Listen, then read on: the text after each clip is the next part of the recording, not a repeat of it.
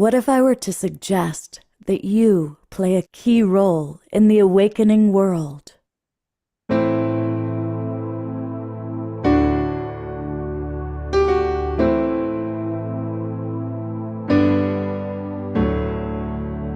that you are watching this because you have heard the call.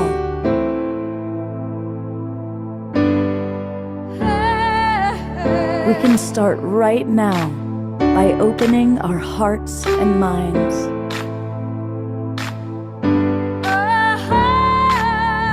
Welcome to the awakening world.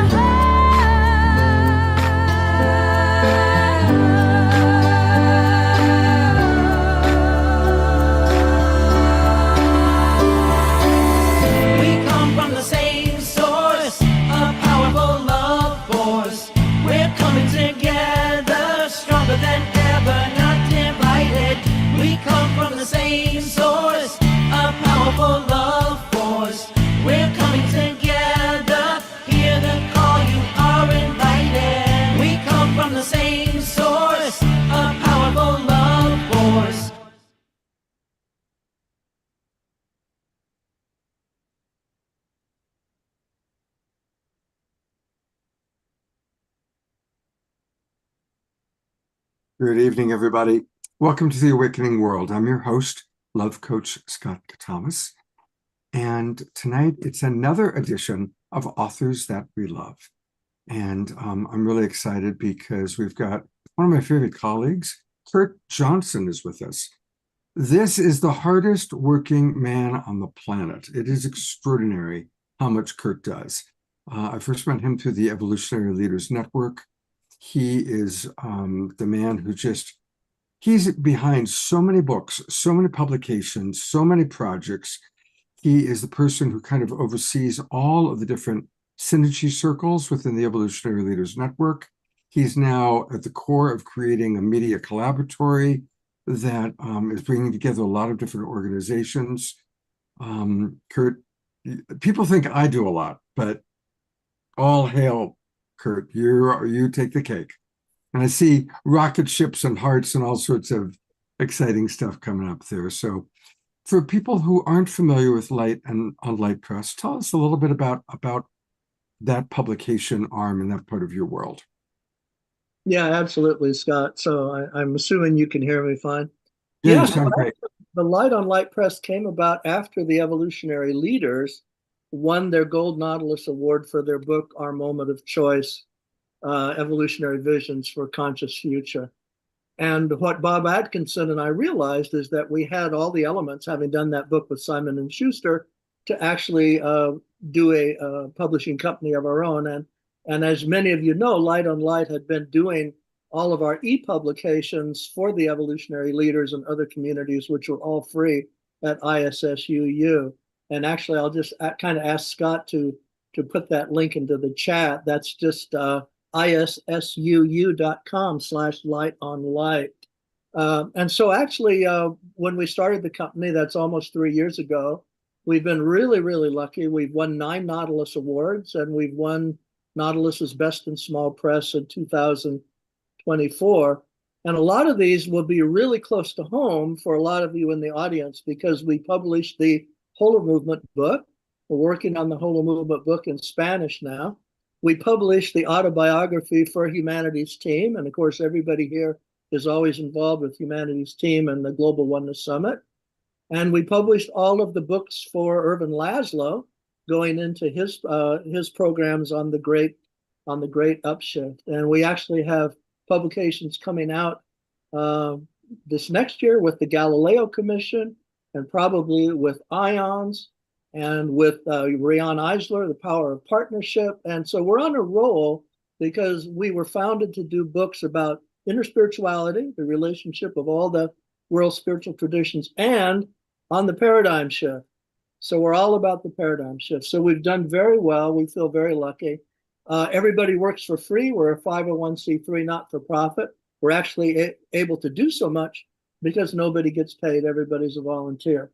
So that's kind of it. It's been quite a run. And what's great is that we get to work with all of these people who have really major ideas for change, and they actually want to be able to publish exactly what they'd like to say and not what a publisher tells them that they would like them to do. So that's Light on Light, and actually that's at lightonlight.us. That's our website. Yeah, there are all the free e-publications. And then if Scott can take us just to lightonlight.us, you'll also then in a second see all of the publications there. There we go. So there are the ones that won best in small press. Those are the Ervin Laszlo books. And right below it, if you scroll a little bit more, you'll see, yay. So these are the 2 volumes on inner spirituality, which came out in October on the 25th anniversary of the book that named inner spirituality, which I'll say more about in just a moment when Scott and I start to talk about that, The Mystic Heart, Discovering a Universal Spirituality in the World's Religion. So that's who Light on Light is. I think all of you know us. We all know you. We've been here many times. Awakening World is kind of like one of our backyards. So it's great to be here again. Great. So let's just start with the term interspirituality. Now, we recently, earlier this year, did a show on interfaith spirituality. So how would you define, at least as these 2 volumes are written, what interspirituality is? Okay, so I actually say 2 things on that because you kind of framed it in that way. Interfaith to interspirituality is kind of like a journey from the head to the heart. Interfaith was really about knowing about other faiths, having tolerance for them, having appreciation for them, but it didn't go to the level of sinking in to what they all had so deeply in common. So what Wayne Teasdale did in his book, it's all in his title of his book, The Mystic Heart, Discovering a Universal Spirituality in the World's Religions. So that discovering of the universal spirituality that's residing in all of the world religions is what inner spirituality is. And there's 3, not 2, 3 really famous quotations of Wayne, they're very short, that really make that super clear. The first one is when he said that the only viable religion for the 3rd millennium is spirituality itself. Mm-hmm. And then he said, the real religion of all the world can be said to be spirituality itself. And the last one actually is so close to home for this program, Awakening World, because this is where he said, we must understand at the most elemental level that the definitive revolution is the awakening of humankind. So that really, I think, nails it. And the last thing I wanted to say about this, because as you know, Scott gave me clues on what we needed to cover here, is that the question really that inner spirituality asks today, us sitting here in the midst of everything going on in the world, is simply this. And this has also been said by Teasdale and by Ken Wilber. What will humanity do now that all of the wisdom resources of all the spiritual traditions of history are all on the table, all at the same time?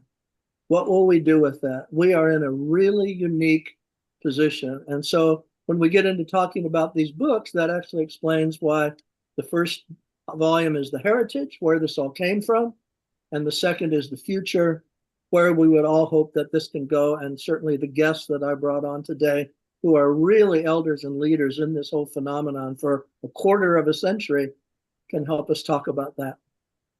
Beautiful. So just before we bring on our guests, let's always start our show with some music.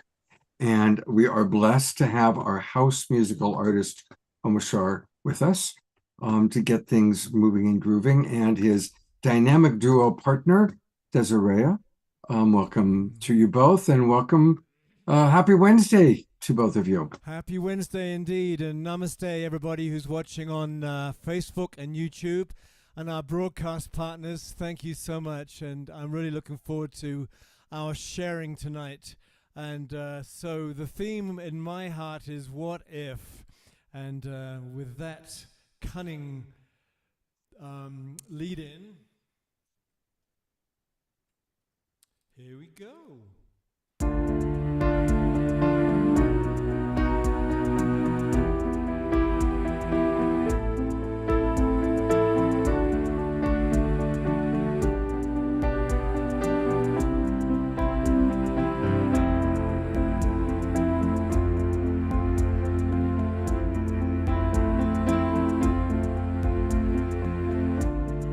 What if we could find a way to wipe away all tears and fears, all broken hearts, to clear the way for a brand new start?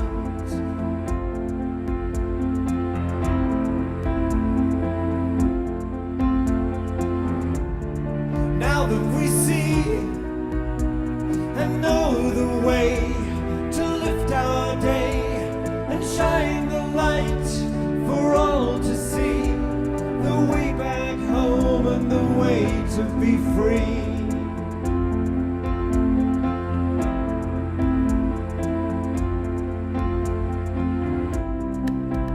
Let our love lead the way.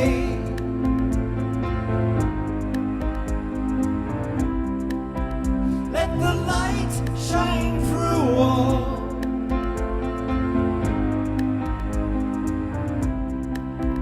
Let our hearts and minds be free.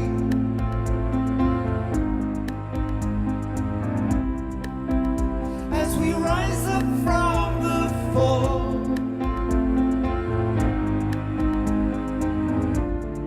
there is a way to see again, to be again, to know the truth, to smile again. With an open heart we feel safe again.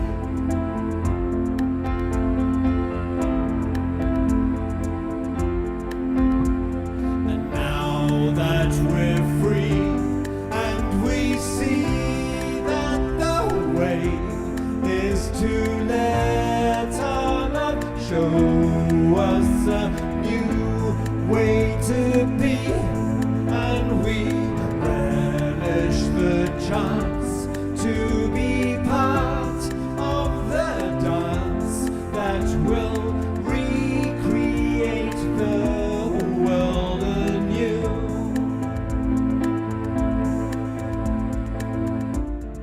What if we could find a way to wipe away all tears and fears, all broken hearts, to clear the way for a brand new start?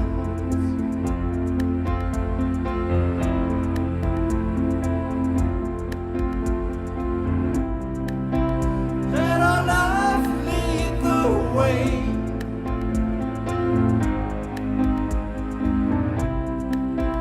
Let the light shine through all.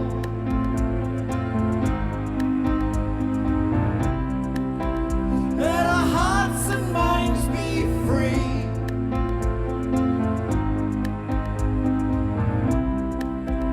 As we rise up from the fall,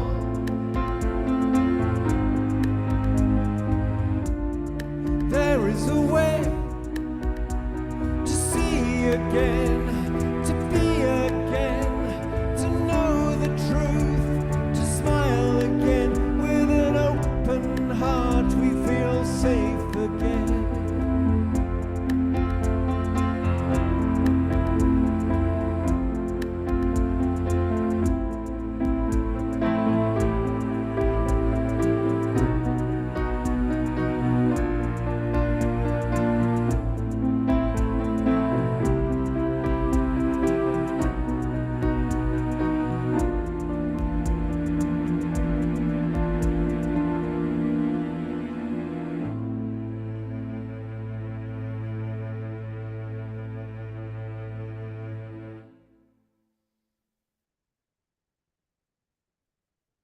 You go to gallery view. That particular song has almost a melancholy feeling. Do you all feel that when it has? It's plaintive.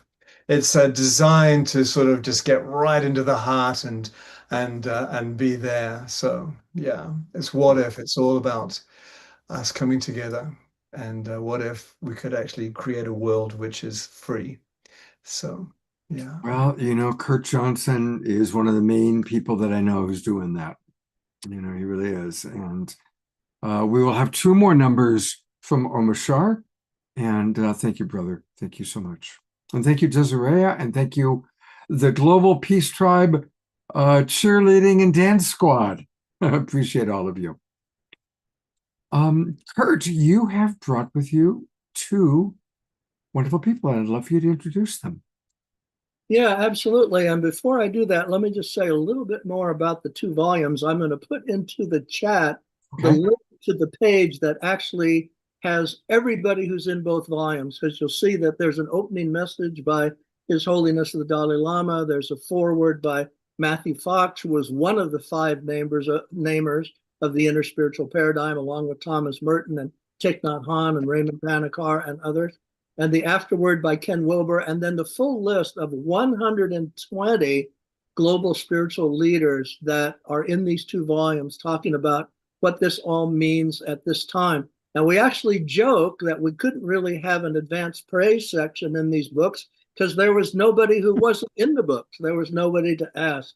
So we were so lucky. That's why we ended up doing 2 volumes. We started with 1, and the global response for everyone talking about this at this time was so big we went to 2. So I'll put that link in right now.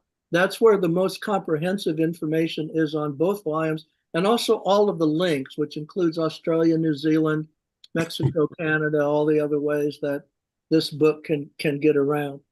So that said, I am really pleased to be able to introduce as the guest tonight 2 people who have been doing this work for a quarter of a century and really have a legacy, and they're all over in these volumes. And what I'm going to do is just tell you about each of them, and then I am going to start discussing with each of them some of the central questions that we have.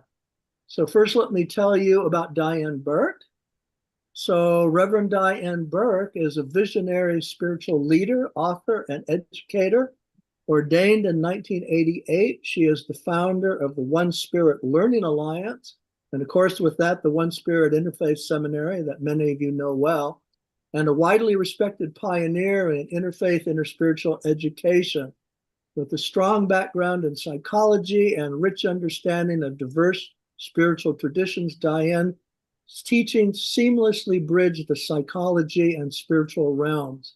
And she's known for her clarity and wisdom, her sincerity and depth of compassion, and her ability to create welcoming learning spaces and deep inner exploration for companioning people in living lives of service, purpose, and meaning.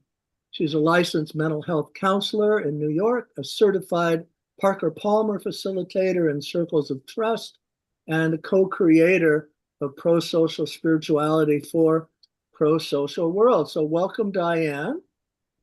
Art. And let me then bring on Patrick. Patrick Carolyn is a Roman Catholic activist, organizer, writer, speaker, and storyteller. He's the co-founder and co-director of Catholics Vote Common Good, and he has served as the executive director of the Franciscan Action Network. He's one of the most accomplished writers on the legacy of Pope Francis.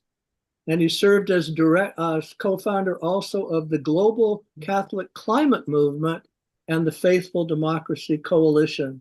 He previously was a union organizer and served as president of a state public employees union. Resides in Connecticut with his family, which includes 2 of his own, 2 adopted, and several other children that they have brought into their fold. So that's who we have here. And what I wanted to ask them, so that you're not just listening to me and you can listen to them, is really simple. Given everything that we've already said about inner spirituality, and you guys are all over these 2 volumes about this 25-year history and when it goes from here, it really is asking each of you, what is this phenomenon to you? What is inner spirituality to you in the biggest sense? And because I know you're both activists, what does it cause you to do? So let's start with that, and let's start with Diane, since you Mhm. hear a woman's voice instead of me clamoring away. Thank you, Kurt. When I think of interspirituality, one of the things you quoted from the Mystic Heart earlier is really uh, the heart and soul of it for me, which is that the necessary revolution in the service of the evolution of human consciousness is the spiritual awakening of humanity. And that basically the great wisdom traditions have all offered us um, ways of moving in the direction of that awakening, of tapping into that deep knowing of the unity of being, of the interconnectedness of all of life, and that we can make use of all of those different approaches, perspectives, practices in order to further that awakening that will impact us not only individually, but as importantly, collectively as well. Um, I have found myself thinking a lot in the last couple of days in preparation for this about Thich Nhat Hanh's teaching that the Buddha of the future will be the Sangha, that it's not going to be, as is sometimes described, the sage on the stage, but our capacity to create community and tap into collective wisdom. The other thing that's really been with me is something that Peace Pilgrim said many, many, many years ago, which was the key word for our time is practice. We already have all the light we need. We already have all of the understanding we need. What we need to do now is put it into practice. And for me, part of that, what that means um, is taking these teachings much more seriously and much more deeply than we have up until now, and bringing that commitment to transformative consciousness into every activity and every relationship and every ordinary moment of our day-to-day lives. I think that's what I feel called to these days, and feel like we're being collectively called to as well. Yeah, amen. So, Patrick, same question. As a 25 or a year more veteran, what does this all mean to you, and what does it cause you to do and advise others to do? Well, first of all, thank you for having me on, and thank you for having me follow Diane, because I could just say I agree with everything Diane said. Um, but when I think of interspirituality, one of the first things that comes to mind for me is what Thomas Berry wrote. And as you know, Thomas Berry was a Catholic priest, and he wrote that we go forth with a singular spirituality, or we perish in the desert. When Thomas Berry wrote that, he wasn't talking about how we practice our spirituality. He wasn't talking about, do we celebrate on Friday night or Saturday afternoon or Sunday morning? Do we go to synagogue or church? How we hold our hands? He wasn't talking about any of that. He was talking about our core beliefs, and do we see ourselves in relationship to all of creation? And are we seeing ourselves in right relationship with all of creation?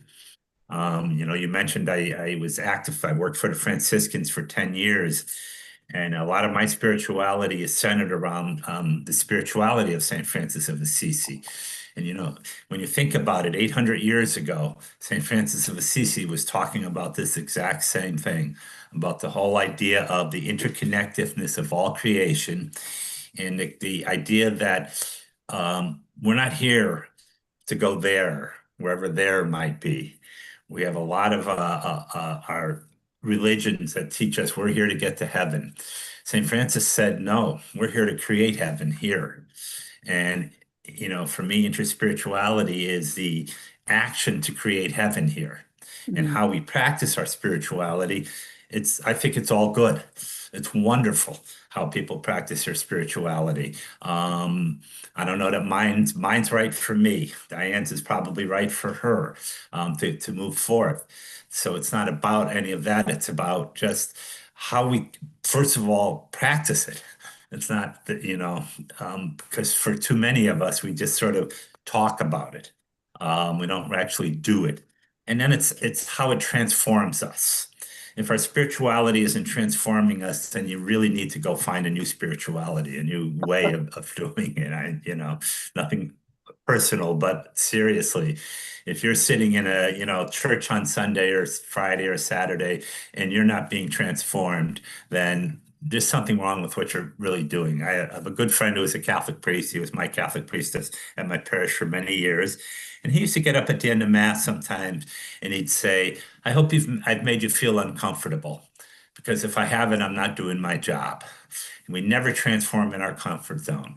So interspirituality is about us stepping outside of that comfort zone and really looking at all of us as the oneness.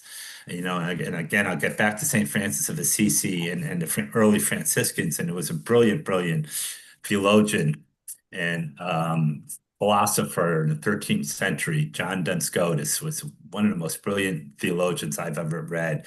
And he talked about what he described as the univocity of being, the whole understanding of the uniqueness of each of us coming together to form the oneness of all of us.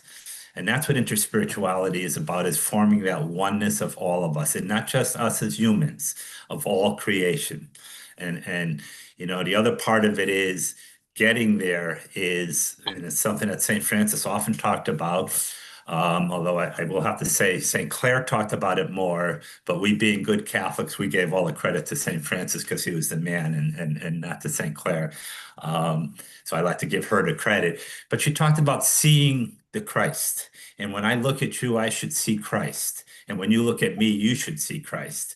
And again, if I'm not seeing Christ in you and you're not seeing Christ in me, however we define Christ, it's not a religious Christ, it's a universal Christ. Then we really, and Francis actually said this, you need to reimagine your spirituality if you're not seeing Christ in the other. And he talked about when you walk down the street and you see a suffering person, a poor person, a hungry person, you should see the suffering Christ in that person. And then you should take action. It wasn't just about seeing it, but taking action to do something to relieve that suffering, to help that person and carry that forward. So that for me is what interspirituality is all about. You know, nothing to do with how we practice our religion. It's all about how we live our spirituality every moment of every day. Yeah, amen. And I just noted Scott has asked everybody to start putting questions and comments in, and I'm going to rely on Scott to tell us where we're at on time. When Diane was speaking, I was thinking about very often you see on TV where they say vote as if your life depended on it. And I think the corollary to that is live your life as if your life depended on it, because for darn sure right now it does. There's an amazing synchronicity I want to mention about our gathering tonight, and that is that we discovered that your guests on Saturday night are going to be from the Indigenous Peoples Group, also in volume 2 of the volumes.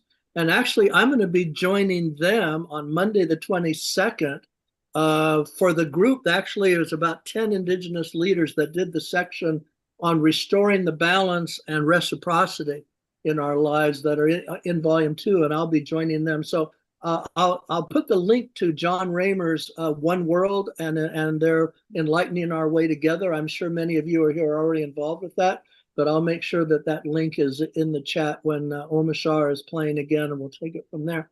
So one thing I wanted to do to kind of turn the corner here and involve Scott as well, and then back to our guests, is that we've really asked the question now, what are the drum beats for this time that are most relevant to all of us? Because everybody here has talked about the landscape for them of what's relevant. And we really nailed it down to 4 four things that I think all of you are going to agree on. And the first one is, again, inner spirituality itself. What is the relationship of all the world's spiritualities in moving toward this better world of the heart that we all imagine? That's number one.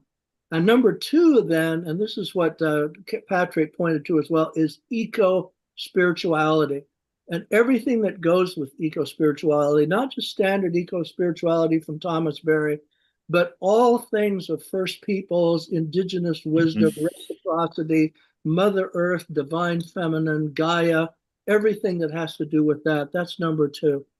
Number three is a cosmology of understanding holographic principles, non-locality entanglement, and our exploration of the subtle realms, all the dimensions of love and healing and compassion, all of the things of the subtle realms. And then the last is, and this is what we just did the summit on recently with Riane Eisler, how we move our planet from domination consciousness and domination culture to partnership consciousness and partnership culture. So those four drum beats. And what I wanted to do then here is throw that out to Diane, Patrick, and Scott. Where do you land on those four drum beats? Because those are big drum beats. Well, I'll go first this time, Diane, and I'll talk about the last one because I think I think about that a lot, and I think a lot of it centers around, we have this concept, and no matter what your religious beliefs are or tradition is, we have this concept, this idea that we have to first be in right relationship with God. And, we spend a lot of time, whether it's going to church or being contemplative or whatever it is we do, so we can be in right relationship with God, the universe, however you phrase that. And then after we're in right relationship with God, then we can move on and start talking about being in right relationship with creation. We kind of have it backwards because we first have to be in right relationship with all of creation and understand what that means. And then when we're in right relationship with creation, we'll already be in right relationship with God. So we don't really have to spend any time doing that. So I look at it from that perspective of how can we be in right relationship with all of creation? And again, I'll get back to St. Francis of Assisi. I have friends who are friars. I have one friend in particular who told me that his mission in life is to go around to all the statues of St. Francis and knock the birds off, because it gives us just this whole misrepresentation of who Francis really was and what Francis really believed in. And Francis, he would go out and he'd preach the gospel to the birds and to the trees. And somebody asked him, "Why are you doing that?"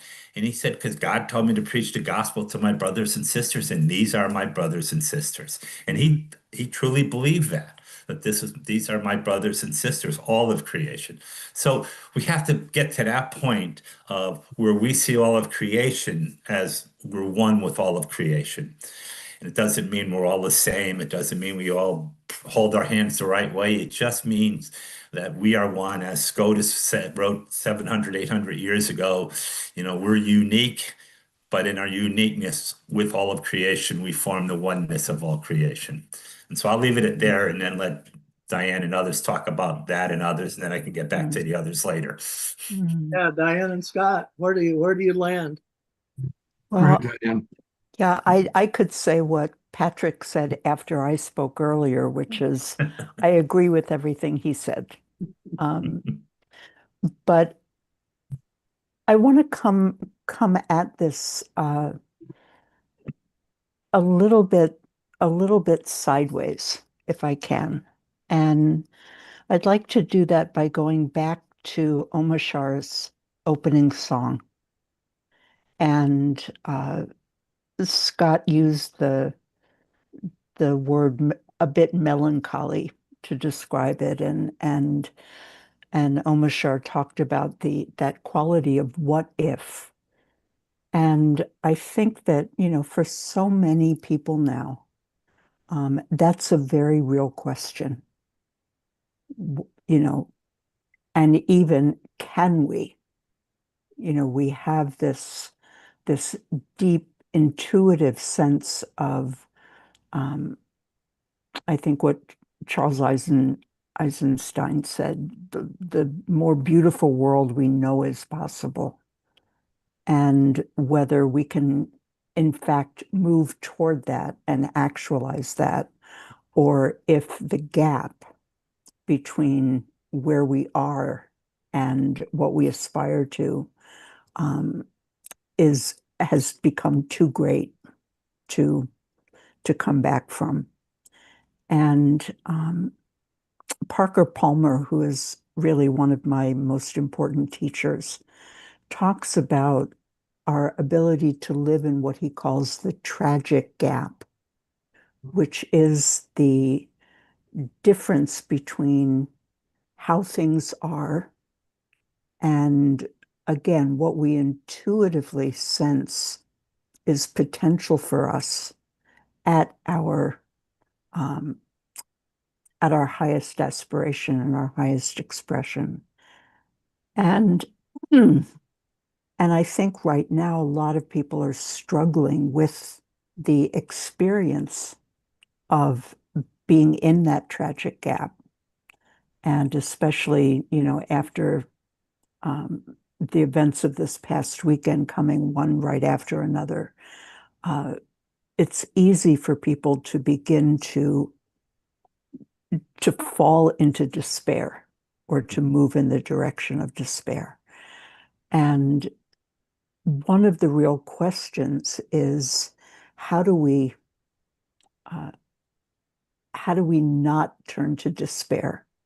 How do we find the energy and the passion and the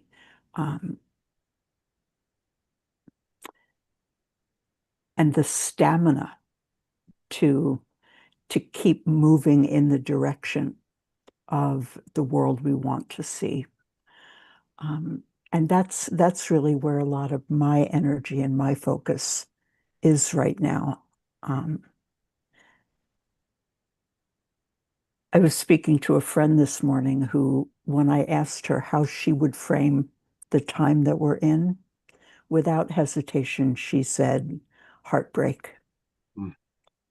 That it's a time of heartbreak. And it made me think of something else that Parker teaches, which is that when the heart breaks, it can break in two different ways.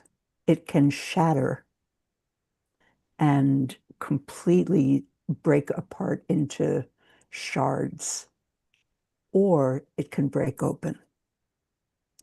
And the question now is, how do we allow the heart to break open in compassion, in tenderness, in the direct experience of love for all creation, as Patrick was talking about?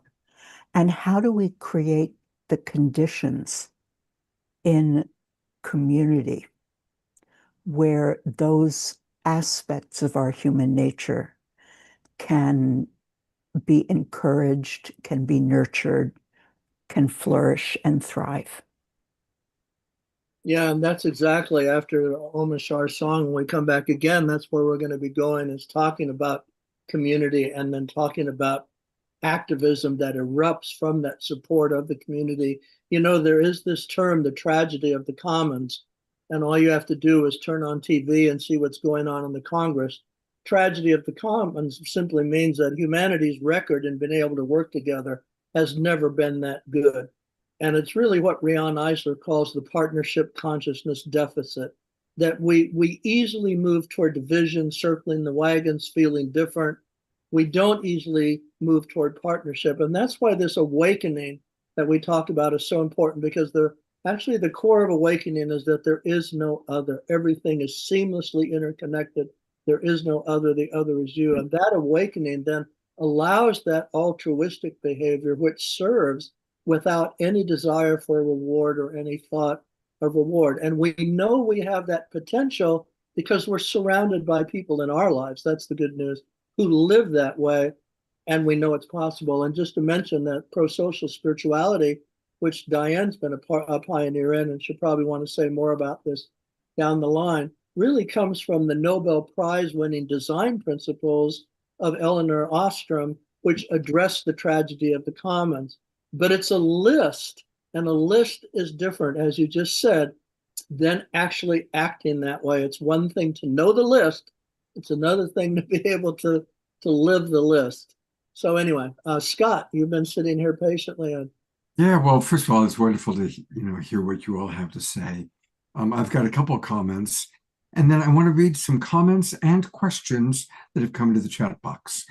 But going back, I think something I always like to point out when we talk about seeing the Christ in all, one of the most important passages in the Bible for me is I am the way, the truth, the life. No man cometh to the Father but by me.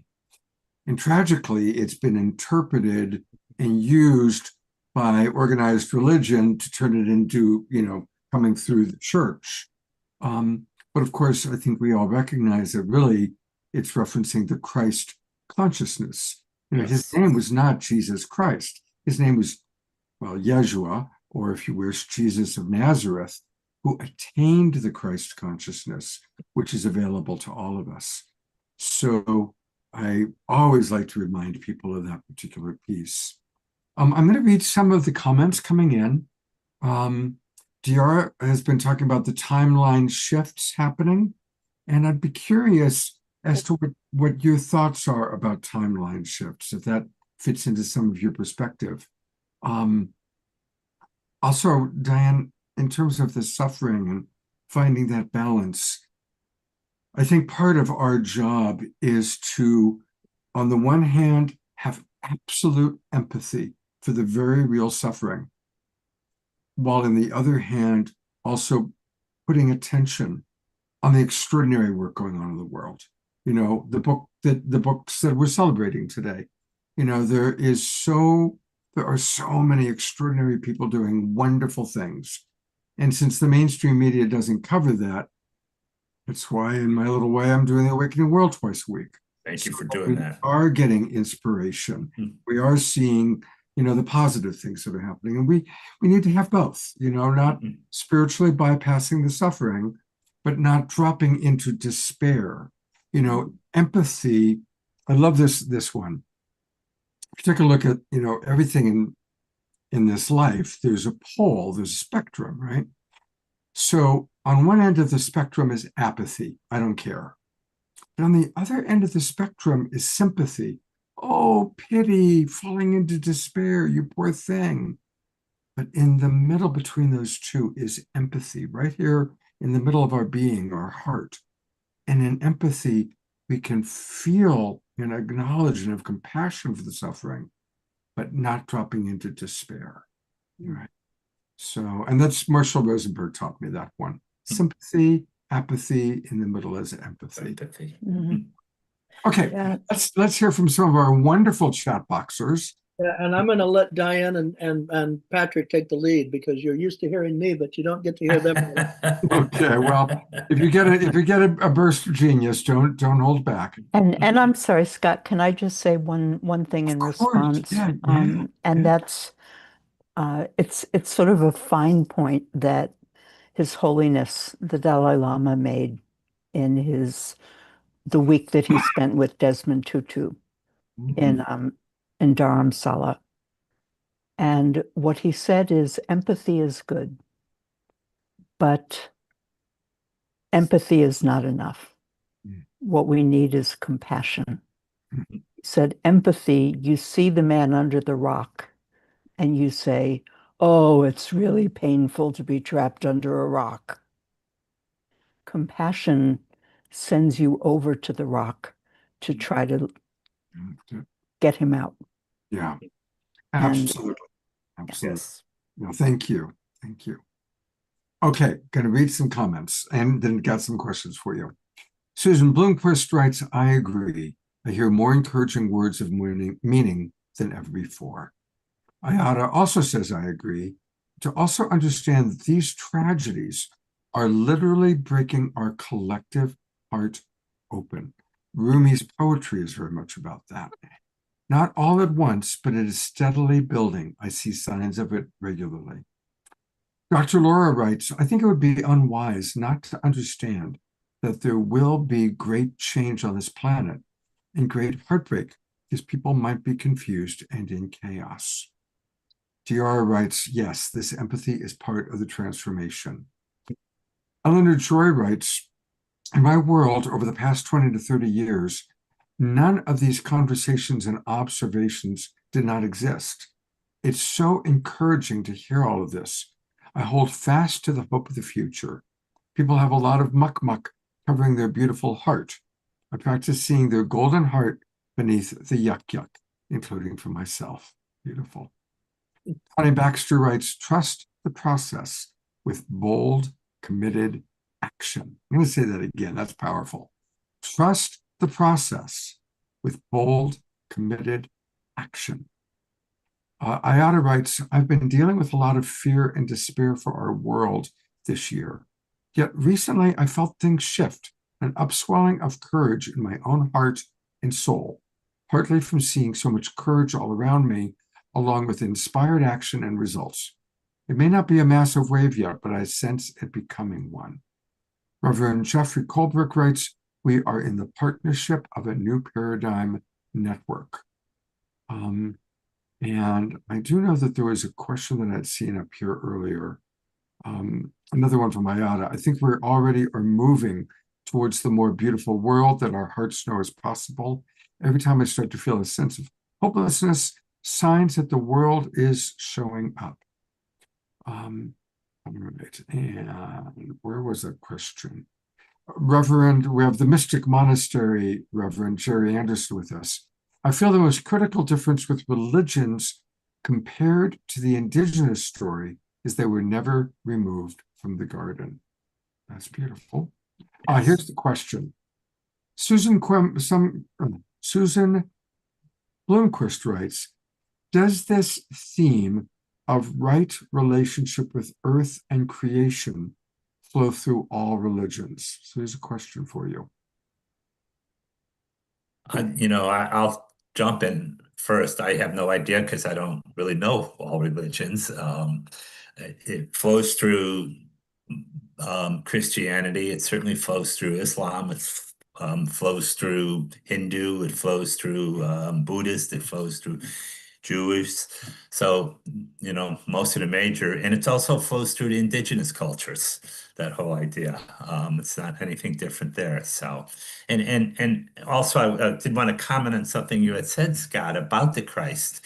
And I think something we have to keep in mind is, and this is particularly in Christianity, I often ask the question, and people, do you think Jesus came with a building plan or an evacuation plan? Because most of our theology is centered around an evacuation plan. We're here to get there, wherever there is. Everything we do here is important only insofar as it helps us get to heaven. And yet everything Jesus talked about was creating heaven here, not getting to heaven. And so we really need, and our activism has to be centered around just the whole transformative process so we can transform away from some of. And again, another part of it is the whole idea, and my friend Elia Delia writes about this a lot, that our sacred stories are beautiful stories, no matter what faith tradition. They're wonderful stories. But we have to remember that when our sacred stories were written, we had a whole different understanding of the cosmos than we have today. So, to use an old Irish expression, you don't want to throw the baby out with the bathwater. I don't know if it's Irish, but my mother was Irish and she used to say that. But, we want to hold on to those sacred stories, but we really have to reimagine those sacred stories in terms of the understanding we have of the cosmos today. And that's when we start to transform and move forward. And I know some of your comments, people were talking about being hopeful. I'm a very hopeful person. I'm a resurrection person. I think we're really on the cusp of change. But we also have to remember that whenever change happens, there's going to be those people who don't want to change, and they're going to start circling the wagons around us. And that's where we have to be careful and really come together and focus our energies together so that the change can happen in a good way. We've seen change throughout civilization happen. Some of it hasn't been really good change. And so, Yeah, I'm going to make a couple quick comments. I'm going to throw it to Diane, but to comment across this landscape, one thing Marianne Eisler says a lot about the scriptures, this goes to the question of all the world's religions, is in this day and age, we have to, when we look at the scriptures of all the world's religions, we have to start to sort the wheat from the chaff. And the wheat is the deeper understanding of love and compassion and unity and all of that. And the chaff is what got written into it by the sociological circumstances of the time, and also the political things that were behind organized religions, of which then, created division, created hate, created so on. And so that's why even in the world today, you see Ukraine Orthodox Church on the Ukrainian side and Russian Orthodox Church on the Russian side in a war, which makes no sense relative to the values that are underneath all the world's religions. So that, unfortunately, that mixture of wheat and chaff is there in all the scriptures. And part of that is what the one person said in the chat about the dominion thing. yes. That word dominion came from a time where life was so tough on this planet that to have dominion over your situation was a very high value and value target. Now that we live in much more comfort, at least in certain parts of the world, then we can talk about care and stewardship and not having left the garden and so on. So we're maturing, across all of those things. Mhm. So, Diane, your comments on what's come through. Yeah. I have an image that has come to me over the last day or so in terms of this conversation tonight is something that Andrew Harvey writes about in his book, The Hope, A Guide to Sacred Activism. And it's a way of holding and framing what we're seeing on the planet right now. And in that book, he tells a story of being in Konya in Turkey at Rumi's tomb. And he meets an older gentleman at the tomb and they begin to talk. And the older gentleman tells him a story about something that had happened about 10 years earlier, which is that his wife had sent him out to bring home a loaf of bread or something. And he took the long way around to the bakery, and that took him back to Rumi's tomb. And as he was there at that sacred site, he began hearing this blood-curdling screaming. And he saw a woman lying in the pavement, just screaming and agony, just agonizing pain. And he immediately thought, oh my God, she's been stabbed, she's been raped, something terrible has happened. And he went over to try to help her and comfort her. And suddenly recognized that she had opened her legs, and that what was actually occurring is that she was in labor and she was in the process of giving birth. And so the older gentleman went and found a woman who knew how to be a midwife, how to deliver a baby, and the baby was born and was healthy.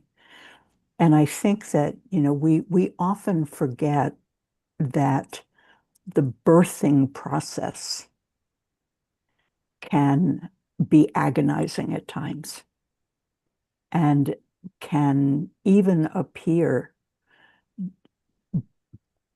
that things are dying. And it actually, I think what's important to recognize, because I think we could say that we are in a time of the birthing of the possibility of new consciousness, transformed consciousness.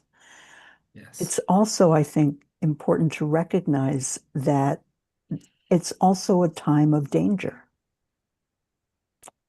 Certainly with medical advances, it doesn't happen so often now, but for most of human history, the number of women who died in childbirth was a very, very large, significant percentage. And so I think holding the tension of both recognizing that this is a time where there is a great deal of suffering on the planet, and also holding the perspective that we may be in the birthing pangs, the labor pangs of a new possibility for humanity and a new possibility for creation itself is a good way to hold all of what's happening. Absolutely. We Yes. frequently enjoy, I think Greg Braden first started presenting it, from the caterpillar to the butterfly. And caterpillar literally consumes so much food that it stuffs itself to death, just like we've been stuffing ourselves with, to death with over buying and everything.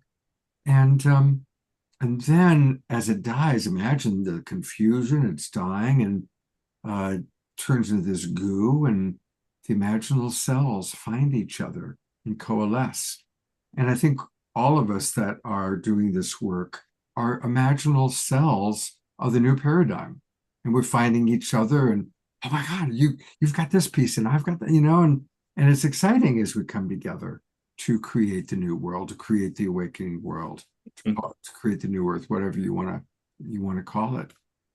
Yeah, and it's interesting also at this time that we're right in all this disclosure moment as well. Not only this probably Oscar-winning documentary, but the Steven Spielberg film that'll be coming on its heels in the summer, and this recognition not only that we're not alone, but we're dealing with all kinds of multi-dimensional cosmic companions, not just folk that might arrive in something that lands on the lawn and have to knock on your door to come in, but those who don't even need to do that, they can come right through the wall, just like Jesus with his resurrected body was able to do as well.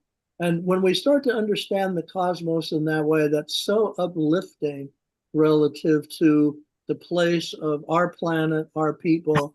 So, and if we could just understand that, then we probably would not have all of the unkindness and cruelty and war that erupts. And in the second part after Omashar, we're going to be talking about community and activism and how we gin up together this energy, not only to believe in these possibilities, but as Patrick said, to then help make them happen, to be the midwives of that very process Yes. that we're talking about. And as you just said, we are at that time for Omashar. We're at the mid-show point, so you all can get a cup of tea or whatever you might need.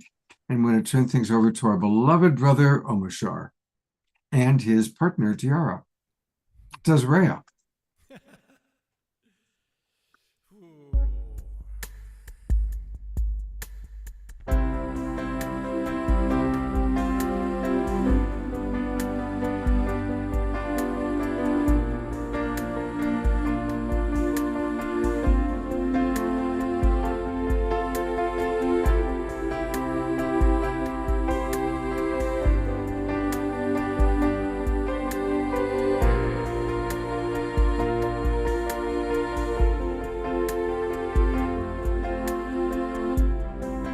When you feel like giving up, when you feel like letting go, living in this ever-changing world, when it seems that all is lost and you don't know where to turn, the future seems so very far away. So just know there really is a plan. The sun will always shine, and with your hand in mine, all heaviness fades away. The love in our hearts will melt the darkest day. Ba-da-dum-bum-bum.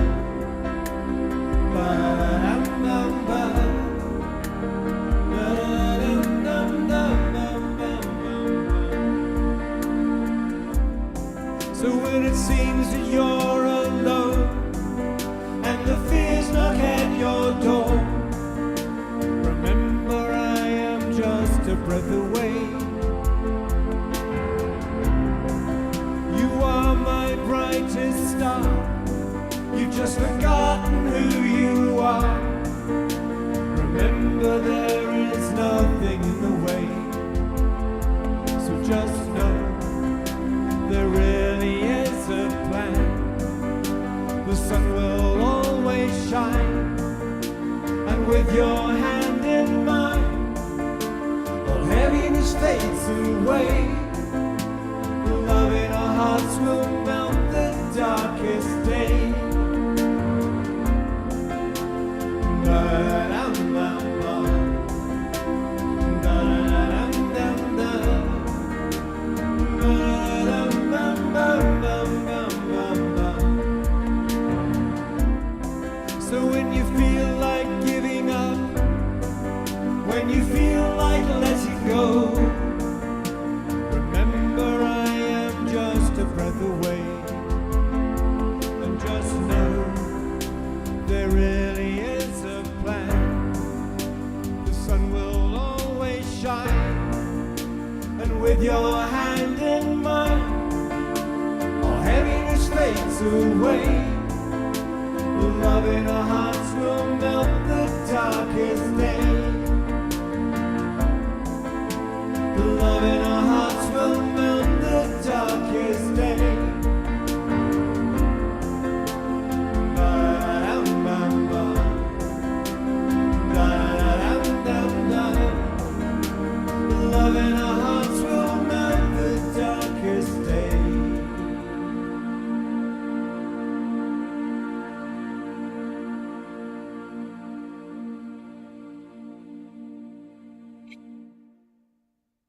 Gallery view. And, you know, it's amazing how Omar Shah just always chooses the perfect songs for the theme for the show and what we were just talking about. So amazing. I even wrote that perfect song for this conversation. Thank you, Omar Shah. Diara, I've been singing this to myself for weeks now. So yeah, it's absolutely perfect. Thank you so much. My pleasure, Scott. What a profound show we have tonight, and what amazing guests we have. I'm just like crying with joy somehow. There it is. Good. Well, thank you. I want to make a couple of important announcements, and then, of course, we'll get back to Kurt, Patrick, and Diane, and all of you. I don't know how many of you have been following, but this week was the State of the World Forum. And I really cleared as much time in my schedule as possible. And I watched probably 3/4 of the programs, and they did a terrific job. A lot of our favorites, people that have been on the show many times, like Jude Currivan, but also some new people. And so because of all the good stuff, they've been sending me the recordings each day afterwards. I just want everybody to know that we're going to have actually a very special Sacred Sunday show. So I want to make sure you all know that right now. So please put into your calendars that this Sunday, December 21st, at 11 o'clock Pacific time, Shah and I will be with you.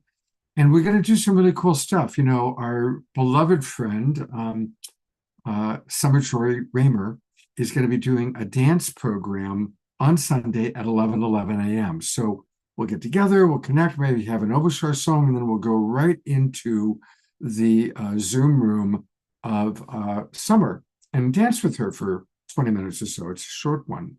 Then we're going to come back and I'm going to show some of the clips of that I've been most impressed with. There's just been some really beautiful, beautiful stuff. Vera Austin, all about water. Some fascinating stuff about neurodivergence, the woman from the telepathy tapes. So it's going to be a really wonderful show. And then we'll all connect for the Global Silent Minute, which is happening during that little 3-hour period. So please do join us on Sunday. I also want to acknowledge that we had a big passage. Many of you know by now, but some of you may not know, that Jay Mayer passed away this week. And of course, for some of you that are old timers, you remember that Jay was very, very involved with us during the Saturday Night Alive days. And so we're going to periodically be showing some of the wisdom jewels, including tonight. I'm going to show one of his wisdom jewel videos. And so on Saturday night, we have our regular show, which is going to be all about enlightening our way together. I'll talk about that later in the evening. But then we're going to have a little memorial remembrance for Jay Mayer. So I want to let people know that Saturday night's show will probably be longer than usual, or one of our longer shows, I'll say. And then finally, Enlightening Our World Together is starting. And I know Kurt's going to have some things to say about that in a moment. But I want to just remind everybody that it's amazing what John Raymer puts together. It really is something.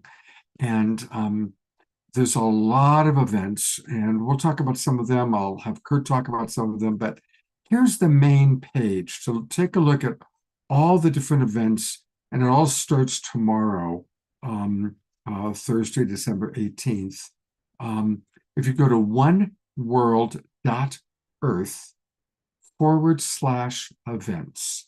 oneworld.earth/events, and you can take a look at all the events. These are all free of charge that are taking place. And I want to especially encourage people, get out your calendars, everybody, to participate in one that's happening just before our Saturday night show. It's called Follow the Sun, and it's the kickoff of this incredible, very kind of unique passing of that's going to take place over a 24-hour period.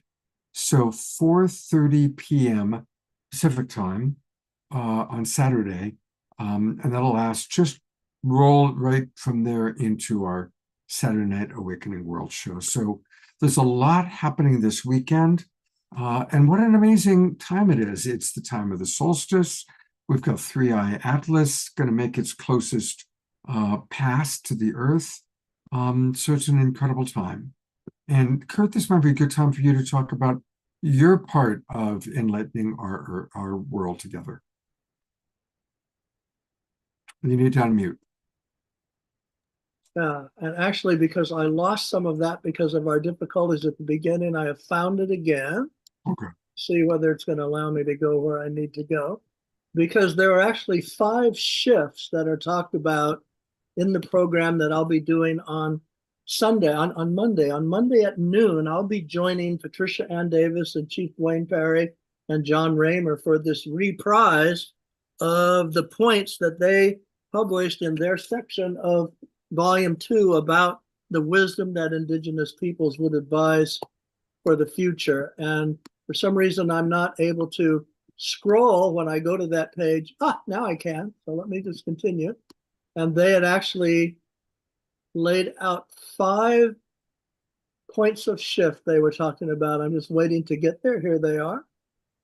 And I was going to mention them briefly because they also parallel, as Patrick and Diane will know, the 9 elements of a universal spirituality that Wayne Teasdale talked about. So through the eyes of our Indigenous brothers and sisters, what they're talking about, program we're doing, is these 5 points. Know through yourselves, not just about yourselves. Know through ourselves, not just about ourselves. See through the eye of the whole. Unlock new pathways. Embody our role in Earth's evolution and commit ourselves to generations of regeneration. So what's interesting about that is it's such a parallel to Brother Wayne Teasdale's 9 points, which start with achieving our full moral capacity. Isn't everything that we talked about in the earlier discussion with Patrick, Diane, and Scott and I, is all about achieving this potential as humans of what our real full moral capacity would look like. And then down to his 9th point, which is this one, empowering the prophetic voice for justice, compassion, and world transformation. So no matter how you say this, it's all the same message. And that's what we'll be talking about on that part of enlightening our way together on the Monday program with Indigenous leaders. And I'm probably going to be able to join maybe Saturday night when they're on with you all as well. Right. All right. Well, let's continue our conversation. Yeah, let's bring up Patrick and Diane, and so I'm not the only mug that's on the board here. There they are. There they are. Yeah, now where I wanted to go with this, and it's so close to home for the Awakening World group, and that is this whole conversation of community and what real community allows you to be able to achieve.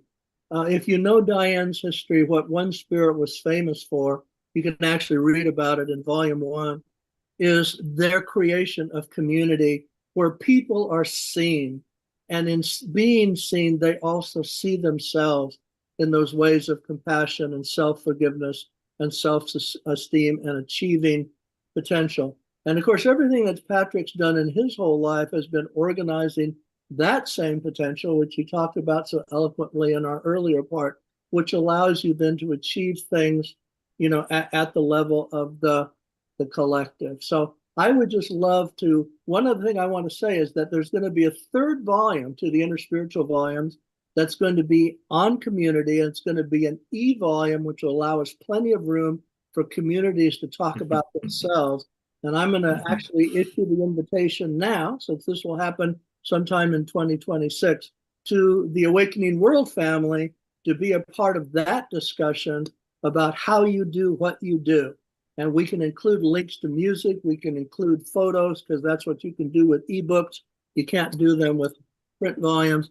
And we can have a lot of communities talking about how they achieve this. So I just want to turn now to Diane and to Patrick talking about community and how it helps us achieve that full moral, individual and collective capacity and working for change. You can go first, Diane. Thank you, Patrick. The activist Grace Lee Boggs said that building community is to the collective as spiritual practice is to the individual. And in The Mystic Heart, Wayne was very clear that spiritual practice, particularly contemplative practice that allows us to see through the eyes of the whole, as Kurt just mentioned, is the inner technology of transformation. And so what Grace Lee Boggs is saying is that community is the collective vehicle for transformation. And in a very similar way, Bell Hooks said there is no better place to learn the art of loving than in community.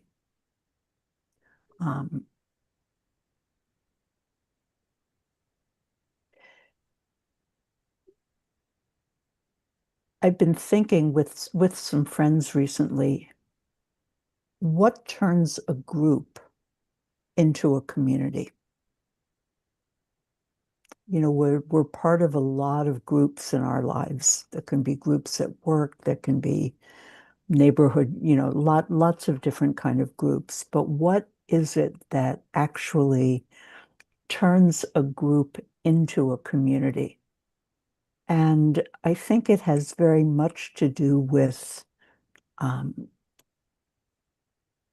real focus on deep, vulnerable, and authentic relationship and reciprocity.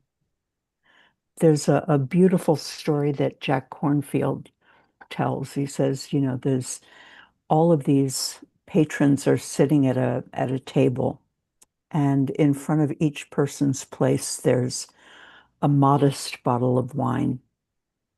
Before the meal begins, someone picks up the wine and pours it, but not into his own glass. He pours it into his neighbor's glass. And the neighbor responds by pouring his wine into the first one's glass. And from a purely economic perspective, nothing has happened. Nobody has any more wine than they had to start with. But what Jack Cornfield says is that what has happened is that a loving community has begun to be born. And that expression of reciprocity, relationship, and care for one another on practical levels as well as emotional levels, to me, are all part of what's essential in creating authentic community. Amazing, and amazing to think that you have graduated several thousand graduates who came out of that community, have experienced that. And just to say, because it'll meaningful, I just heard from Joanne Barrett today, who led off the community a section in volume 3 about some things that we'll be doing with her. She has the longest lasting interspiritual community among people who just live in communities on Long Island. So Patrick, over to you. Well, thank you again, Diane, for that. It just makes my comments much easier. So I think it's important to remember that most of our sacred spiritual traditions started as small communities. And if you look at Christianity, when the time of Jesus, I often share. I think that sometimes we believe that Jesus was born, Jesus was crucified, Jesus was resurrected, and then next Sunday everybody started going to church. And that's not how Christianity started. Christianity started with small communities coming together and just the way Diane described it, caring for each other. They probably even poured wine for each other back in those days, and loving each other and knowing each other, being in relationship and so seeing each other. Unfortunately for Christianity, it turned from small communities into empire. And they completely lost the message of Jesus when they did that and forgot the message of Jesus. When St. Francis was starting the Franciscan movement, he started it again as small communities, a small group. There's 8 or 9 men that came together to live in community and to, in that community, care for each other, but then go out from that community and care for the poor and the hungry and the leper and all around. So community really is the starting point for what we're hoping going forward happens. And without community, it's never going to happen. The transformation that we hope and pray happens will never happen without community. And community can be any number of things. I recently moved, a couple of years ago, I was living in Washington, D.C., and I moved up to East Haven, Connecticut. And my wife and I moved into a small condo complex. We've never lived in a condo before. We've always lived in a house. And I discovered, and we helped create a community within this small community complex. And it's simple things like if somebody needs a ride to the airport, one of us will volunteer to take them. Or if somebody's sick, or if somebody needs their dog, somebody else in the community volunteers to help, and we all sort of look out for each other and help each other. That's a small community that's come together and is caring for each other. And then in that community, we do things like collect food for the poor and coat drives and things like that help develop community. We have to remember, though, that without that community, we're never going to transform. And, I'll connect community to activism a little bit. As Kurt mentioned, I'm a lifelong activist. I started by activism when I was in high school protesting the Vietnam War. And I organized a walkout of my high school against the Vietnam War. But our activism has to be centered around community. And it's not just a community of activists. We have to remember it's a community of all of us. And the other part of it is the community moving into activism then has to be transformative, because activism for the sake of activism is useless. And we have a lot of that today. And I know I have a lot of good friends who are wonderful people, but the activism, is for the sake of political change, not. Yeah, exactly, Kurt. To not come together and bring people together, but to separate people. And it happens on all sides. So it's not just this side or that side. We can sit here and blame that side or this side, but we're not building community. Our activism should be about building community and small communities, which can turn into larger communities. And so I think that we have to get back to that understanding. And again, it gets back to something that I had said earlier and others have said is the whole concept of being in right relationship with all creation. You know, I find it really interesting. I'm a lifelong Catholic. I still consider myself a Catholic. And in the Catholic Church, those of you who were raised Catholic can remember Baltimore Catechism. And the question of Baltimore Catechism was, where is God? And the answer was, God is everywhere and in everything. And then, I remember the good Sisters of Mercy teaching me that. And then 2 weeks later, talking about how God is up here in heaven someplace and we're down here and we're separate from God. It's sort of, it's that dichotomy of how do we go from God is everywhere to God is separate from God. We have to be together, one with God, one with each other, one with community in order to really have this transformation. And I'm a hopeful person.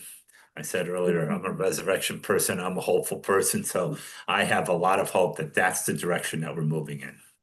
Yeah, absolutely. And this is exactly where we were going, is to the activism. And Scott, please join us, because what I want to point out is that the only article that's in both volumes, and I didn't tell the publisher of whom we are a imprint, because they would have said no, we're trying to save space. The only article that is in both volumes is Andrew Harvey's article, Father Bede's Gift to Me, The Vision of Sacred Activism. And since I knew that some people might only read one of the two books, they could get Andrew's message there. And the point is this: Andrew Harvey came out of Bede Griffiths community in India. And Bede Griffiths was a Roman Catholic monk who then became a Hindu guru as well, and created the Christian sannyas communities, where he understood. He said, my going to India was to discover the other half of my soul. And he realized that as Father Keating said, people's worldviews were different, but their experiences were the same. And out of that Sangha came Andrew Harvey, Russell Paul, who's one of the greatest guitarists in the world, as you know, Wayne Teasdale, who we talked about, who wrote the book Naming Interspirituality, and Rupert Sheldrake, all came out of Bede Griffiths' experience of community. And it shows that they rose then to the doing something. So that's where I wanted to go next, and turn that, because I know One Spirit has done a tremendous amount in that area. I know Scott has as well. So exactly like you just said. Before you go to the next step, I want to just read a few comments. Yeah, please. That come in that are relevant to this part before we go to the next part. Yeah. And it's a lot of it is around activism. Susan Woolridge writes, in my co-housing village, we bring food to whoever may be sick. We help whoever needs a ride. We cook together, do slow jam. Brought a song last night to Molly's husband, now in a care facility. Folk dance groups, et cetera, et cetera. Reverend Jeffrey writes, I think St. Francis became who he was after having a near-death experience. Is that accurate, Patrick? Yes. I mean, St. Francis went off to fight in a war. He wanted to become a knight and got captured and spent a year in a small cell. He probably suffered from PTSD because of that, but he was in a small cell for a year until his father finally ransomed him out. Wow. Okay. George Noble is pointing out the Essenes, and I think that's a whole conversation of what would happen if the Essene Christianity had become dominant as opposed to the Latin Christianity. That's a whole conversation to have sometime. Eleanor Joy writes, your messages, Patrick, are very refreshing. Thank you. So Bloomquist writes, this is a great conversation. Carol Craig writes, my South County Resistance Group is an important organization in my life right now.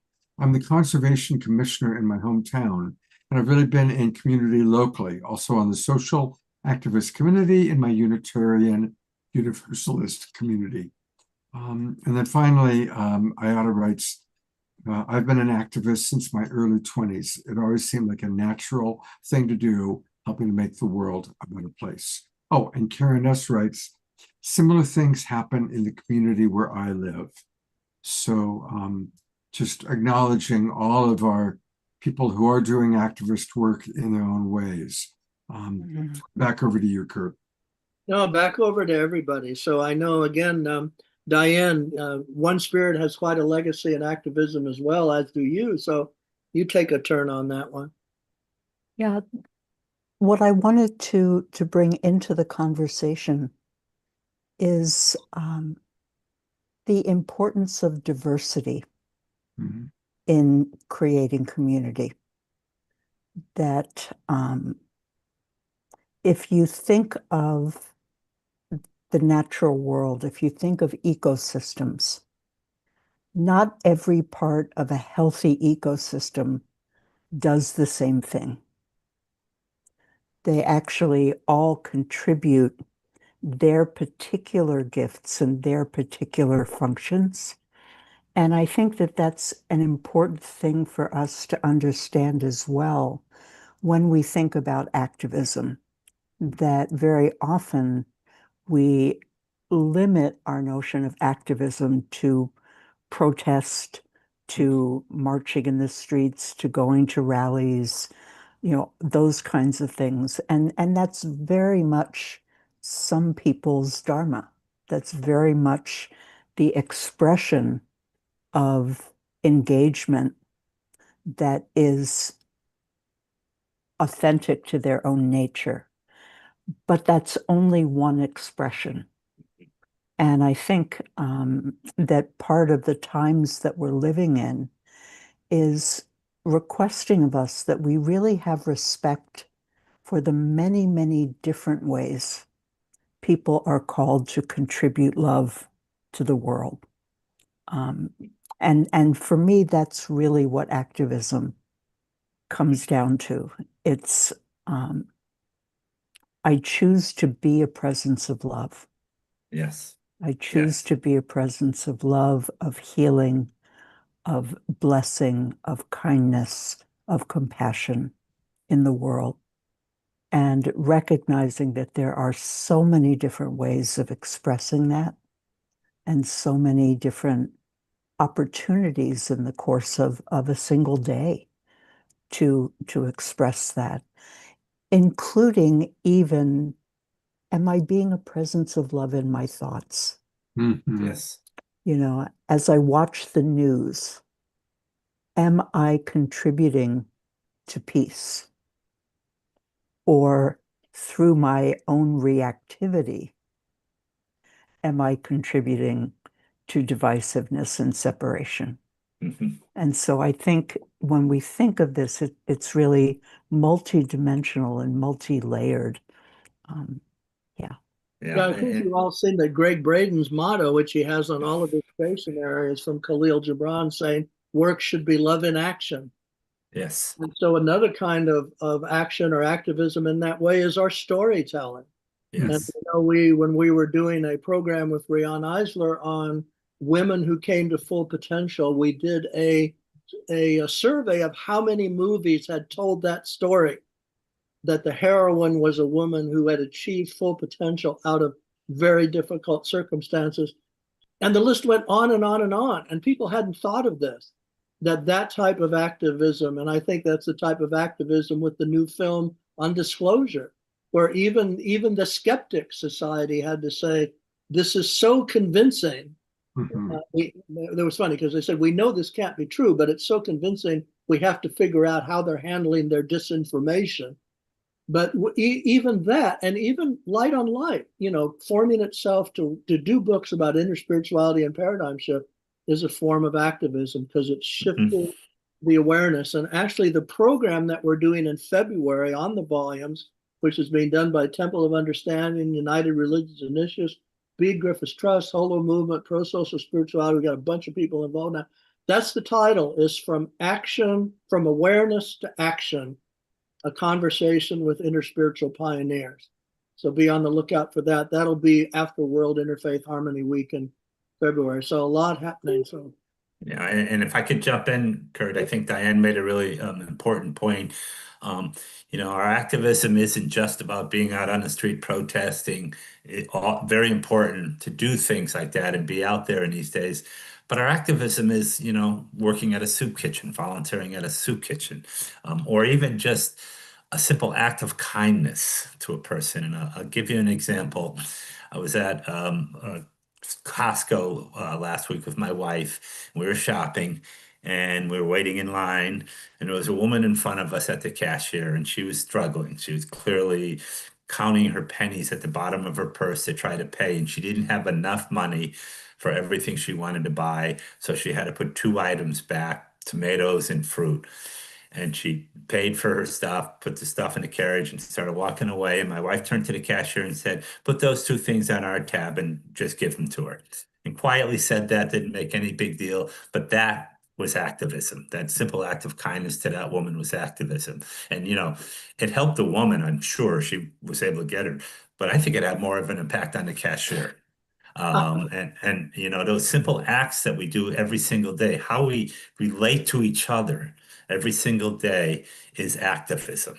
How we are grateful to people who help us, or grateful to the cashier at the grocery store.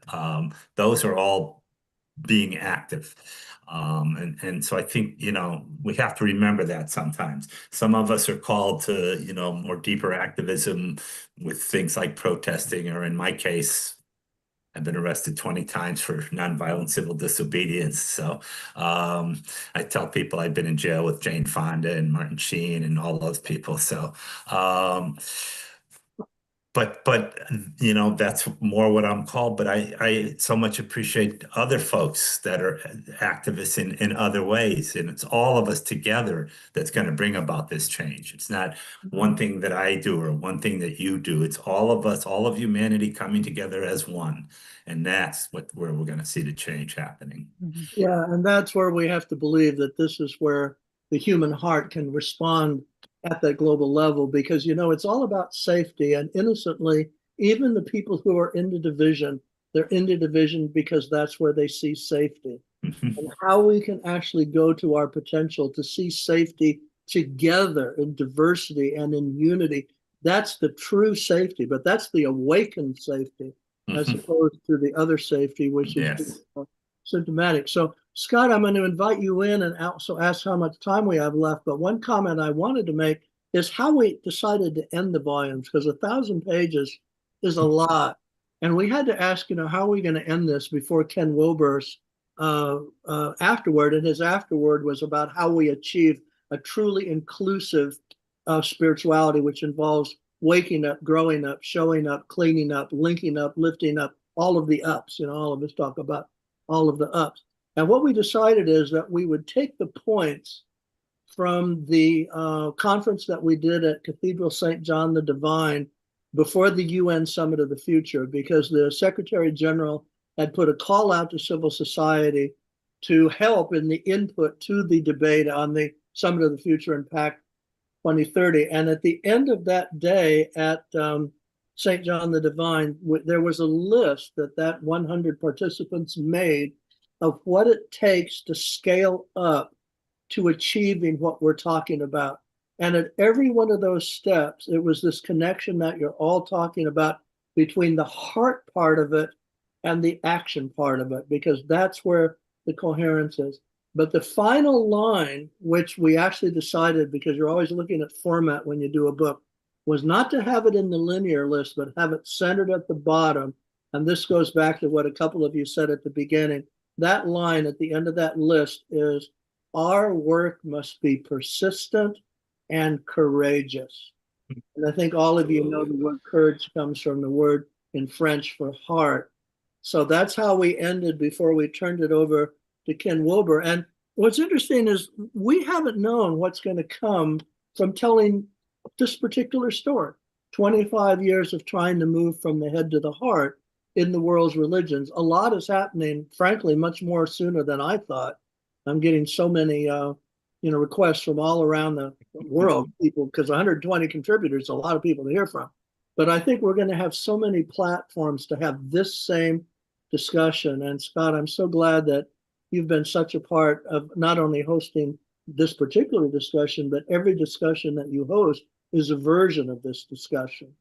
So that's a huge kudo to you and Omashar and everyone else who makes Awakening World happen. Mhm. Well, thank you. And as always, I really enjoy connecting to our audience. I'm going to read a few more comments that have come in. And Diane and Patrick, I don't know if you feel comfortable, but if people want to reach you, do you maybe pop in the chat box while I'm sharing some of the things that have come in? Sure. How people can best reach you, what your preference is. And Susan's asking, how long does it take to write a book? Well, that's Good question. that's a big question. That depends on the author, Scott. Depends on who's writing it. Yeah, exactly. I'm in the middle of writing a book now, and I've been about 6 months at it, and I'm about halfway through. That's No, not this is 4.5 years. But 4.5 years for the Mhm. college book. Wow. All right. Reverend Jeffrey writes, I love Ken Wilber, even though he is above my pay grade. That's great. The New Paradigm Network is expanding with the Lovolution. Absolutely. Connie Baxter Marlowe has put into the chat box Principles of Spiritual Activism from Will Keepan and Cynthia Bricks. So thank you. That's a beautiful link. Grace Denise writes, to a woman being difficult towards me today, things changed when I said to her, I'm sorry. Please forgive me. I love you. Thank you, which of course is Ho'oponopono. So thank you for reminding us of that, Grace. Yeah, and let me mention Will Keepan's article in Volume 1. He really asks questions about the future of interspirituality with regard to sexuality and intimate relationships, and with regard to the dimensions of psychedelics, both within and without of the human brain. He really asks some really serious questions. And his article is followed by the fellow who edited Father Keating's book on the points of agreement among the world's religions. And that's what he talks about, is the future of the interspiritual milieu. So there's a lot of meat. And Will Keepan has done a lot of that. And Cynthia, his partners, her article is on the future of gender relationships. Beautiful. I'm going to bring Tiara up.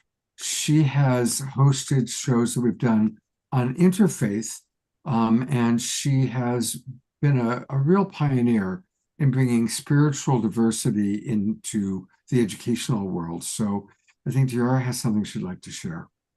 Thank you, Scott. I'm so inspired by this conversation. And one of the things that I did 30 years ago was I started a program called Spiritual Diversity in Education. And it was absolutely to get to the core of this. The interfaith was sort of the cover story, but to break it down to the essence of, what is that part inside of us, and that the schools really need to be addressing this the way that we do with the physical, mental, emotional. We need to be bringing the spiritual aspect of education into the public arena in a way that's safe and respectful, and in accord with the integrity. It encompasses, trauma-informed care. So I had a question for Patrick about the T. Did I hear you correctly? PTSD-T? I added an extra T in there by mistake. It's Okay. Well, I just typed that in there for you, but yes. I thought it might have been, comparative to complex PTSD, which is such an important thing to be teaching our kids about that as well, and microaggressions and all the innermost, those subtle influences that make or break how we expand in our lives. So thank you so much for this. And let me mention, because it's so relevant to this, the summit that we just did, and we reached 57 million people. We were so lucky, with Rihanna Eisler on Peace Begins at Home, because her first cornerstone is what happens when the childhood experience.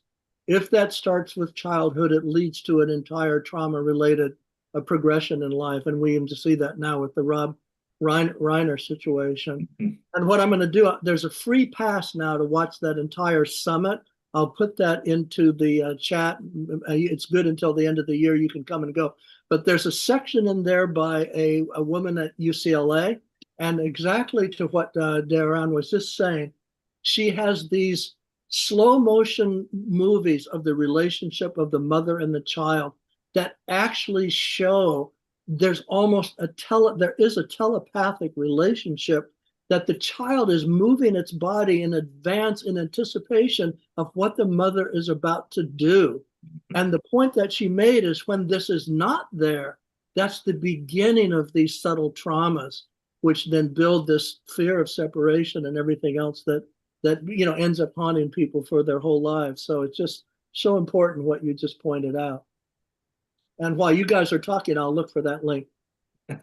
And while you're doing that, I want to point people to where you can do the best thing, which is let's buy this book, or both books. If you go onto Amazon, just put in Into Spirituality, and they both come on up. And of course, the first book, volume 1, is The Heritage. And I'm just going to read some of the incredible authors that are part of this. The introduction is written by the Holiness, the 14th Dalai Lama, but also Matthew Fox, Wayne Teasdale, Thomas Keating, Ken Wilber, Joan Borisenko. It just goes on and on and on. Andrew Harvey, so many people. And of course, there's Diane Burke and Patrick. So there's the first book. And then, of course, the second book is coming right up. There it is, Into Spirituality, The Future. And again, a really important 2-volume set. It is available on Kindle, or it's available on paperback. And please go to Amazon and buy it. We want to support our authors. We want to support this book and to really get it out there. So please do. Yeah, and I just put the pass to the summit in the chat. That's good till the end of the year. I may talk to the team and see if they can extend that, because we're going into Christmas and New Year. But also, when you go to the general link that I gave you for both volumes too, that has all the links to both Amazon, Barnes & Noble, and UK, New Zealand, Australia, everything. We had to research all of those, because now that you can't mail anything worldwide because of tariffs, everybody has to order everything separately. So that's why we did that. Yeah. Well, I think we're at that time where each of you, one final thought you'd like to share tonight to wrap up. Who wants to go first? How about Diane?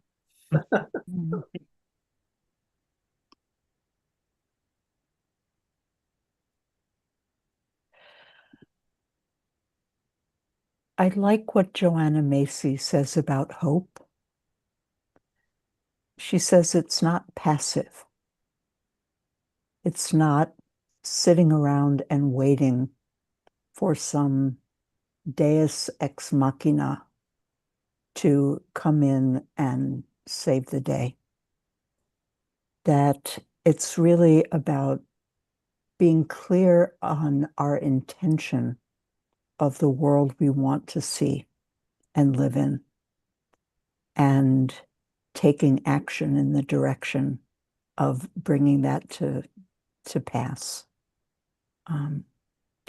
One of my heroes is a woman named Etty Hillesum, who was a young Dutch Jewish woman in Amsterdam at the time of World War II. She wrote an extraordinary set of journals, diaries, called An Interrupted Life, that are really a description of her journey of awakening. And in the midst of the most horrific circumstances, she was in a transport camp that was a step before Auschwitz. And she wrote, "I know that a new and kinder day will come, and there is only one way of preparing the new age, by living it even now in our hearts.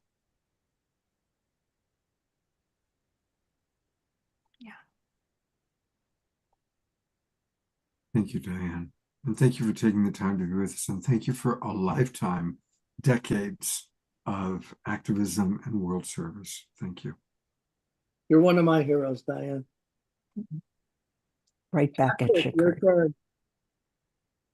Well, I'd first of all like to thank all of you who are here listening and participating. Thank you for that, and thank Kurt for pulling us together. You know, my favorite quote on hope comes from Pope Francis at the end of his encyclical Laudato Si, when he wrote that it only takes a few people with hope to change the world. And so I always encourage everyone to be one of those few people with hope. Sometimes it's difficult and sometimes it's challenging, but try to be those people that have hope enough to be the activists, to do what's necessary to bring about the change in the world that we see happening.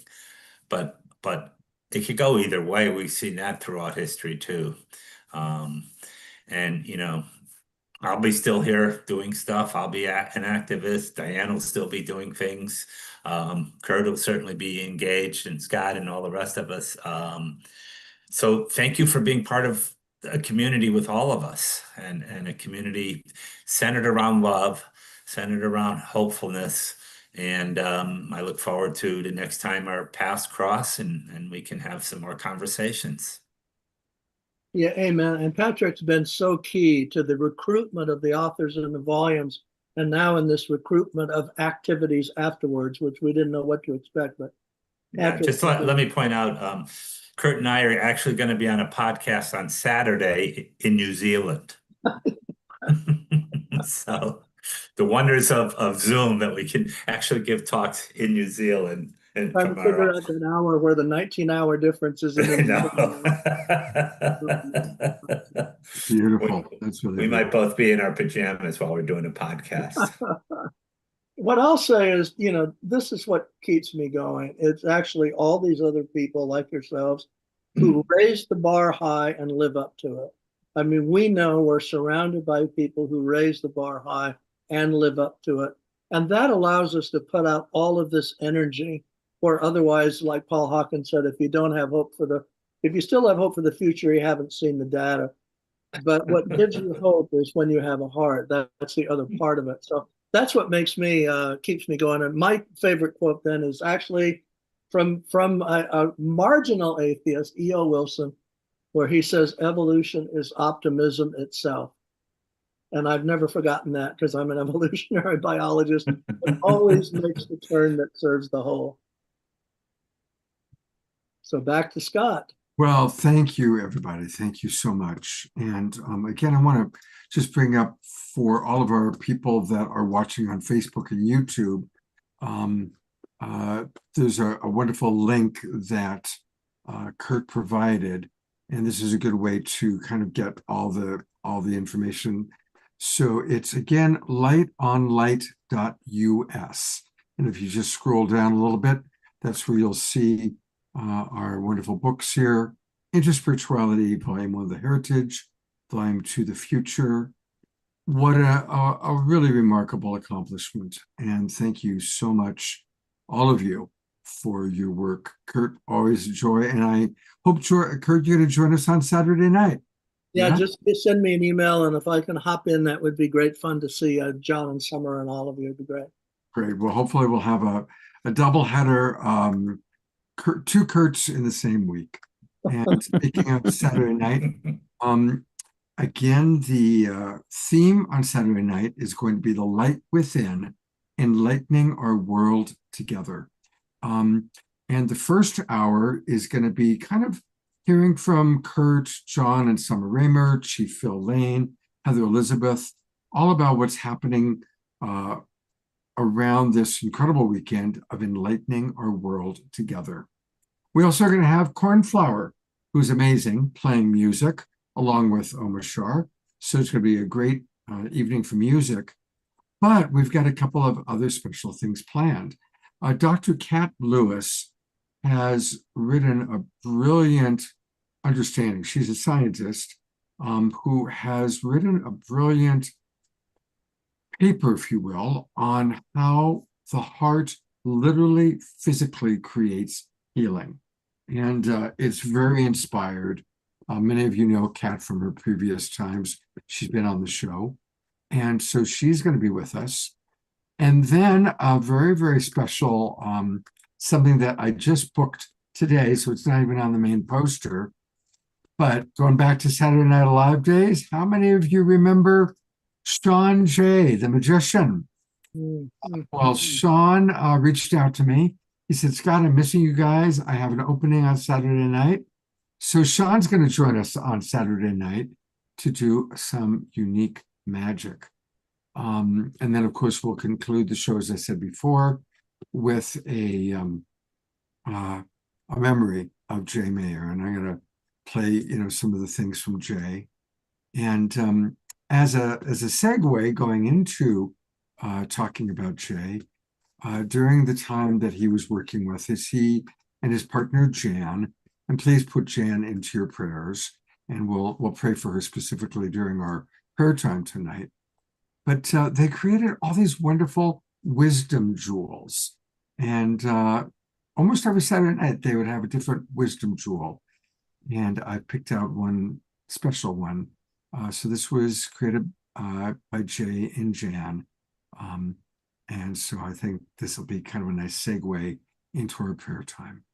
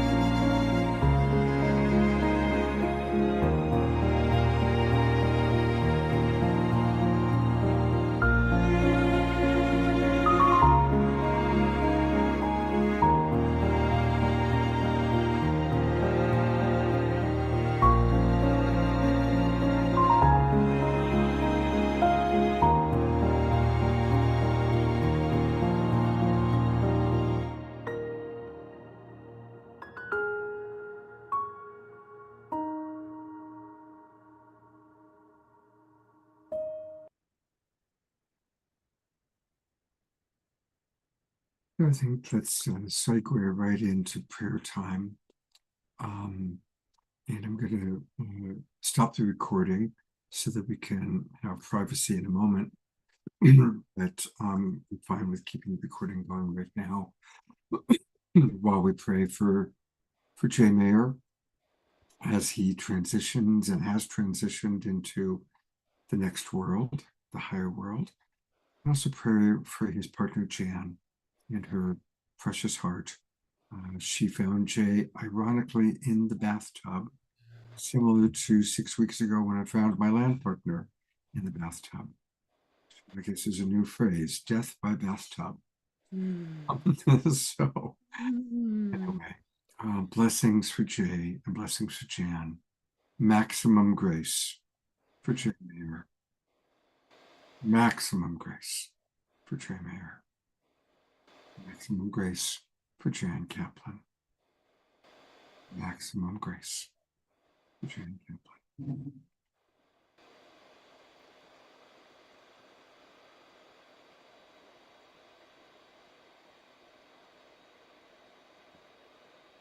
We will have a closing song from Omar Shar, but I'm going to turn it over to Tiara and Desiree. Thank you. I'm thinking about those sacred waters of the bathtub and the sacred waters of the womb, you know, to come in that beautiful space. And you know, may all transitions be gentle. May all transitions be full of ease and grace. The transitions go into those subtle microaggressions when we move from one state of being to another, whether it's in our waking state, walking into one room from another. And may we become more and more sensitive in ways that perhaps don't hurt so much, but yet to have the courage to continue to be sensitive in this world, to show the way, to feel the way, lead the way. Thank you. Utakapaki sarakareto sorokita sarakita saraketa sorokora sirekita sarakita sorokura sereta karasareta serekoroto sorokada sadadasa. Just seeing, taking some of that denser energy and just transmuting it for the collective. Utakareta sarakada sara, very gentle, as Diara said. Utakete sirakete sorokura serekara sereta sarakara serakara serakara sarakara serakadasa. Iserakarata saraetasa. Finding the joy and love in the community. Takarata serakarata serara, where we speak our truth. And we give and receive in balance. Tukurakara serakara sarakara sarakaretu serakitasa. Beautiful.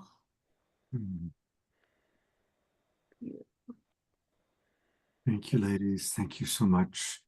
Blessings for everybody. And to conclude our evening, here is our beloved Omar Shar.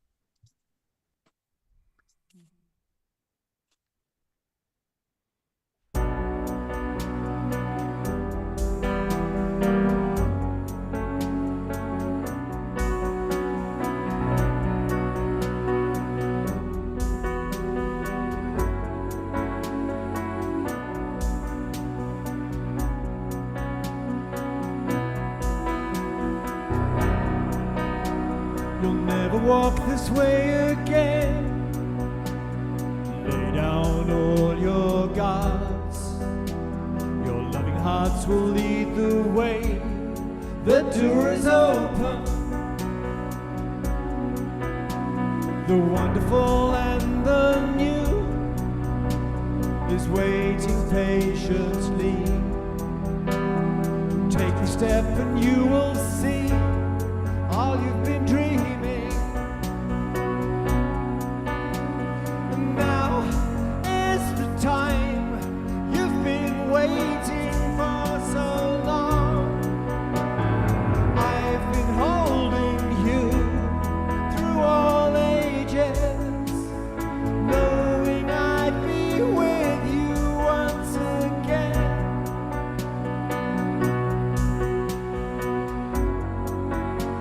You'll never walk this way again. Please take my hand in yours. I love you just the way you are. You're my creation. The wonderful and the new is waiting patiently. Take a step and you will see all you've been dreaming. And now is the time we've been waiting for so long. I've been holding you through all ages, knowing I'd be with you once again.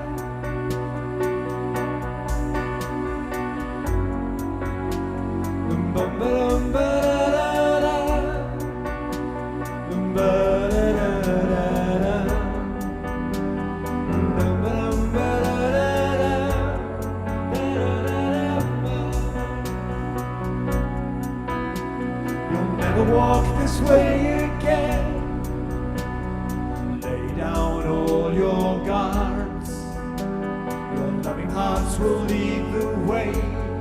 The door is open. And now is the time you've been waiting for so long.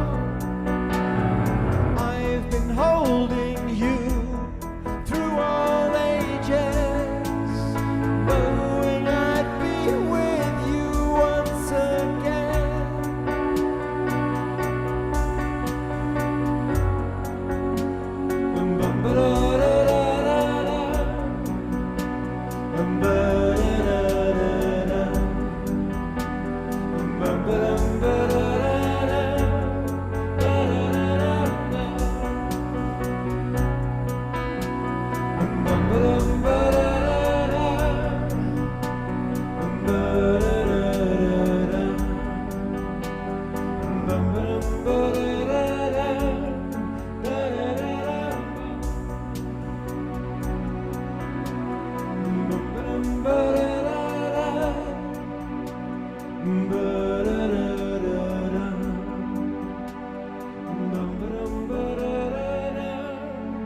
The door is open.